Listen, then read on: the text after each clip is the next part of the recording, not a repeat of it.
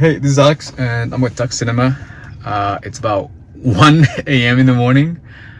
I just got out of watching the Running Man remake, directed by Edgar Wright, starring Glenn Powell,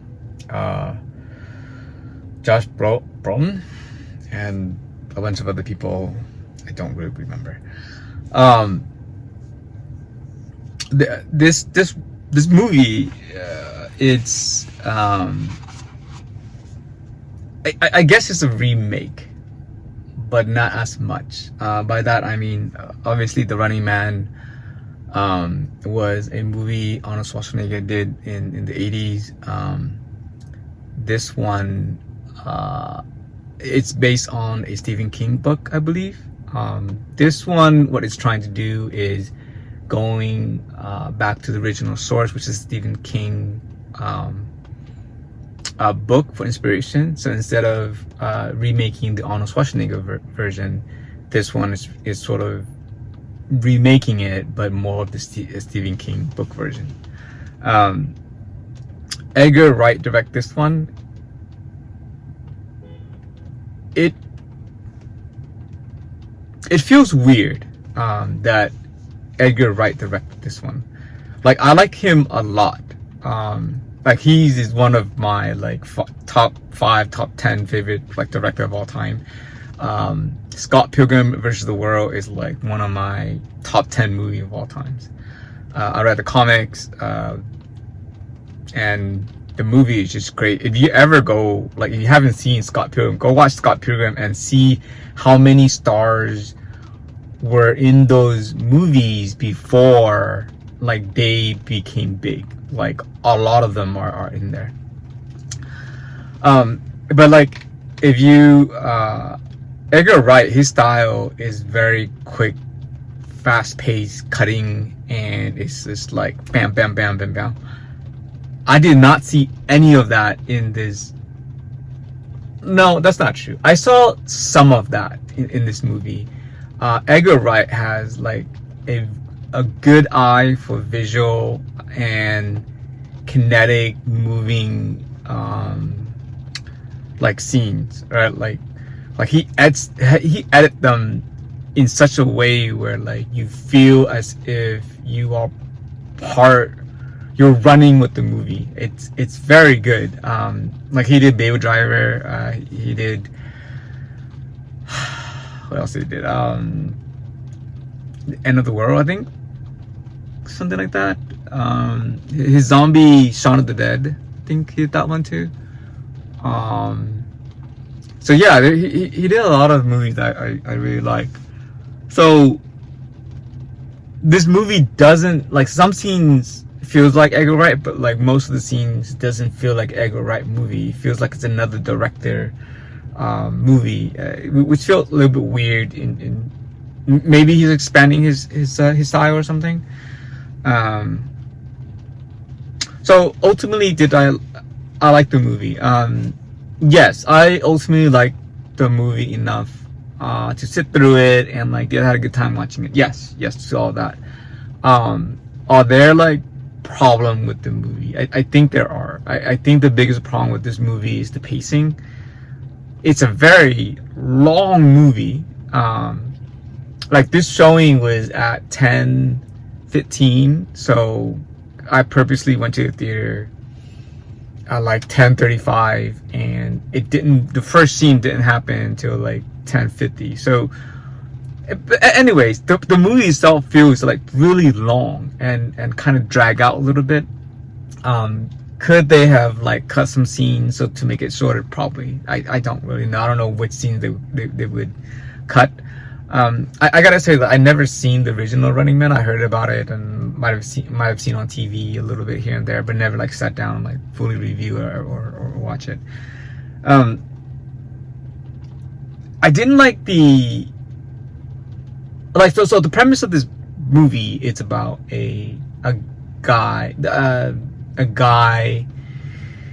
who joins a show called The Running Man, and because of reasons, and he have to pretty much stay alive for 30 days, right?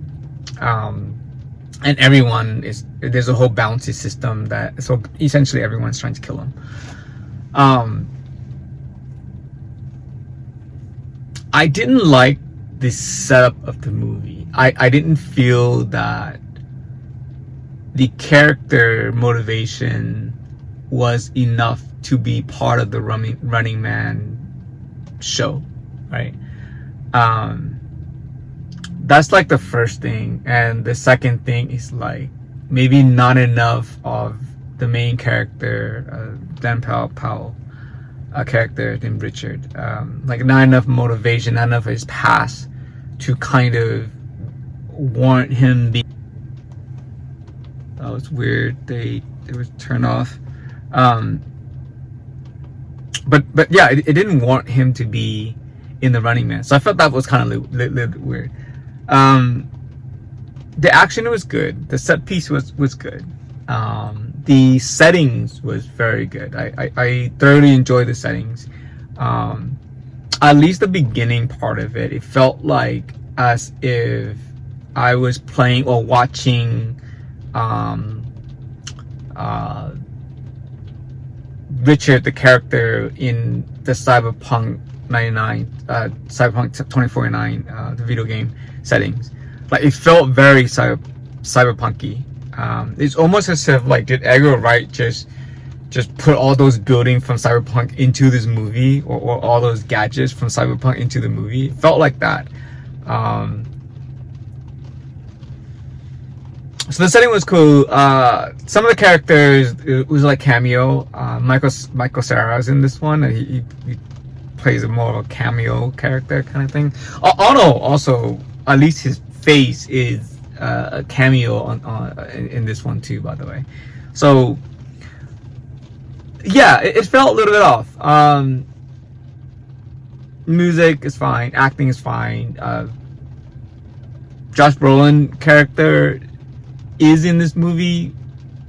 I suppose he is the baddie, but he wasn't in as much and doesn't. I mean, he sets up the motivation, but like he's not like an active baddie in this movie. If anything, the bad guys is just the network, the media portraying, like forcing people to be in the Running Man. I thought, yeah, I guess the media. One thing that I was thinking about as I was watching this was the advent of like AI and how you can manipulate videos now, right? So in the movie, videos can be manipulated really fast, and what you say is not true. And it's so realistic, like people really can't tell the difference. And I thought like society as a whole right now is sort of moving in that direction. If like AI becomes really good, you really can't tell if a video is fake or not. And that's something that you have to, as a society, we should be worried about. I'm totally not here to preach on that. Yeah, ultimately, I liked the movie, but I thought it felt a little bit too long. Would I recommend it? Yeah, I think you'll have a good time watching it. Good action. It's one of those movies you don't have to like think too hard about. Just turn off your brain, go watch a decent, action film. Yeah, that's really all I had to say about the movie. I'm gonna give it maybe a 7.5 out of 10. That's it.